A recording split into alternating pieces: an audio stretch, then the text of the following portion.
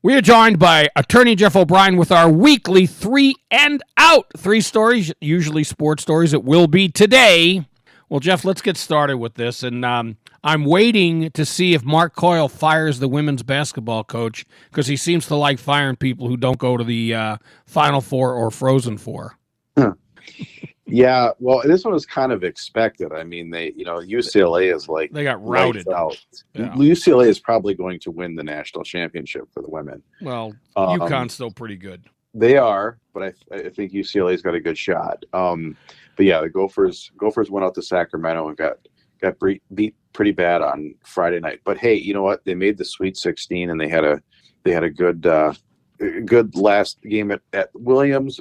They've got some players leaving, so we'll see what happens for next year. But it's nice to see them returning to be competitive in postseason. The players leaving, are they leaving as seniors? Or are they leaving through the portal? Yeah, I believe so. I think Amaya Battle is one of them. But yeah, they're not leaving through the transfer portal. These are graduating. Okay. All right, well, that's not as bad. And the other thing, we'll tie these together with Minnesota teams losing.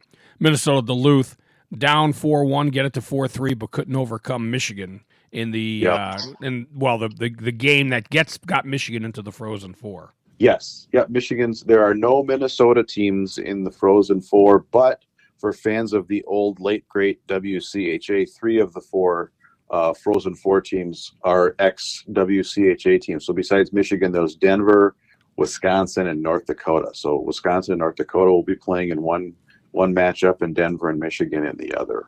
Yeah, I mean, obviously, I'd like to see probably North Dakota. I mean, or Wisconsin. Either one would be fine. Mm-hmm. Who do you think Gopher fans would rather see win, North Dakota or Wisconsin? You know what? I don't know. I think the Gophers would be of the opinion. Can they both lose? I don't know. I mean, I don't want either one to win. It's probably true.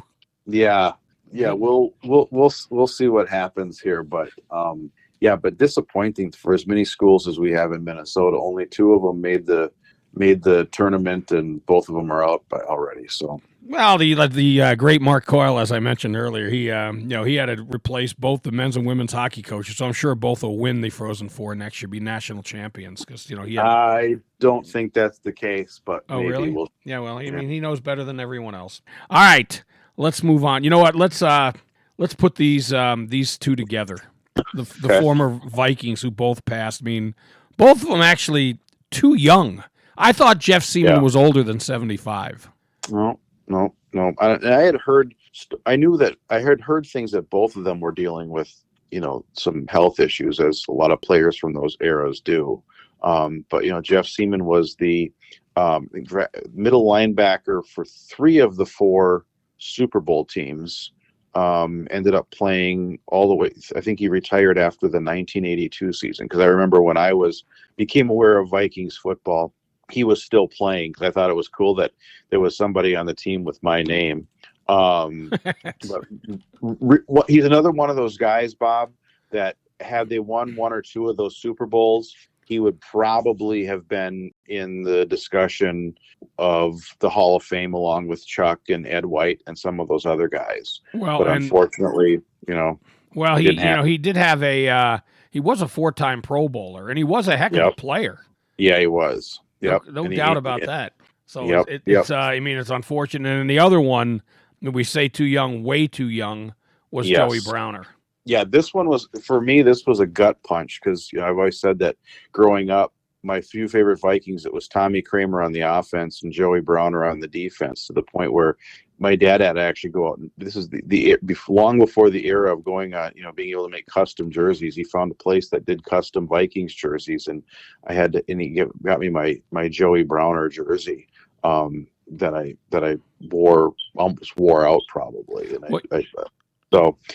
but the guy was he was one of a kind. I mean, he got overshadowed because Ronnie Lott was on the Super Bowl teams, but the moments we always talk about, the game, the Monday night game against Denver, when he pulled Gerald Wilhite down from behind and broke the guy's leg just short of the end zone. Basically ended his career. Yep. I remember when he was on punt coverage, there were times where he'd get flagged for running into the return man because he'd get there before the ball did. He was so fast. Well, and Jerry Burns said that the two players that he coached that had the strongest hands he'd ever seen were Alan Page and Joey Browner.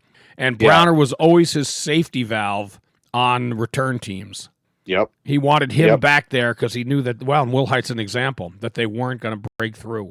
Yeah. And then I remember the other one. I remember there was, I think it was a Thanksgiving game in Dallas where he like pulled the receiver out of tried to stop the receiver from getting into the end zone, like pulled him out by his leg. He was just, like I said, he was a beast. I knew through Tommy Kramer that he was having some serious health issues, but I guess I didn't realize it's unfortunate. I mentioned this a little while ago, but he basically was at a care facility up north, and he didn't want to see anyone. Yeah. He just, it's a shame. I mean, he basically, unless family came rushing to his side, and I don't know that they did, he died alone, and he died, he and Siemon both died on Saturday, although news about Joey, I don't think, broke until yesterday. Yeah, that's right. Yeah, I got the Jeff Siemon news broke Saturday afternoon, and the Joey news broke yesterday afternoon on Sunday. So, well, and I knew Joey a little bit on a personal level because he and actually my wife and I worked out at the same place because he was heavy into like martial arts. Yes, he was. We both happened to work out at the same place, and he was very, once he realized I wasn't there to like spy on him, he was very helpful because he was a terrific martial artist. Yeah, yeah, and he used a lot of those skills as a player too. I remember that. Yeah. So, very sad. One last thing on Jeff Siemon, Bob. So, Jeff Siemon, was middle linebacker and was replaced, of course, by Scott Studwell. And I remember this. I was talking with my dad last night because my brother's name is Scott. And I remember, I think it was and you may remember this better because the Star Tribune did some sort of a fan vote. I think it was for the 25th anniversary team. Yeah. And like all-time team. And I remember it was Jeff Siemon and Scott Studwell as the candidates for middle linebacker, and my brother and I were lobbying my dad to vote for the player that had our name. That must have been the 40th anniversary team because I don't think Scott really would have played long enough for the 25th. Yeah, I was trying to think if it was like because it would have been they would 85. So yeah, it could be yeah, you're right, it could be 40th. Yeah, because that one I think they both made the teams, right? I think they did. Sure yeah, did. They're both on the 50 greatest Vikings, which I was looking through that list yesterday after finding about Joey Browner. That at the time when that list was voted on, put together in 2010, all but Wally Hilgenberg were living.